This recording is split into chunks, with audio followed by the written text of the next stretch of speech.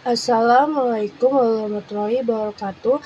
Salam sejahtera bagi kita semua. Om Swastiastu, Namo Buddhaya, salam kebajikan.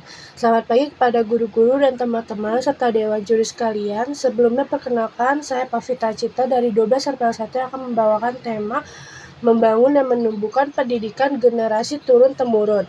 Pertama-tama, marilah kita panjatkan puji syukur kehadirat Tuhan Yang Maha Esa, karena atas rahmat dan karunia-Nya yang kita dapat berkumpul dalam kesempatan yang berbahagia ini. Saya akan membahas pendidikan. Mengapa kita perlu ada pendidikan? Apa itu pendidikan tersebut?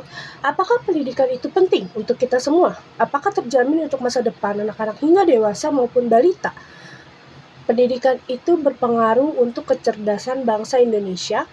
Di sini saya akan membahas satu persatu mengenai pertanyaan-pertanyaan yang saya buat, dan beberapa di sini pasti akan bertanya mengapa saya harus memberi pertanyaan sendiri lalu akan dibahas dan didengar oleh orang lain.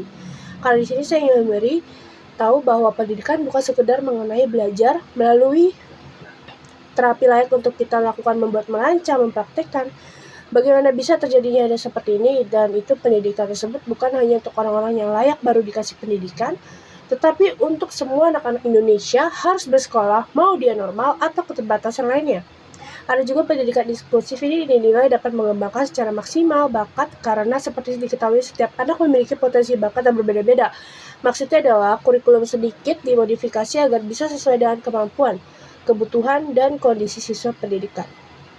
Pendidikan inklusif ini sebenarnya sudah tercantum dalam undang-undang terkait dengan sistem pendidikan nasional, seperti meningkatkan kepercayaan diri anak-anak, baik itu kebutuhan khusus maupun tidak. Para pendidik akan mendapatkan pengetahuan mengenai pembelajaran kepada siswa dengan latar belakang Indonesia, dapat mengembangkan gagasan baru agar bisa diaplikasikan ke lingkungan masyarakat.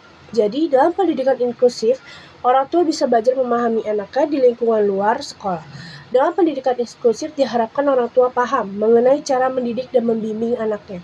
Masa depan anak-anak hingga dewasa maupun balita inilah sangat dibutuhkan, karena mereka menyangkut masa depan dengan akademis untuk menuju kesuksesan.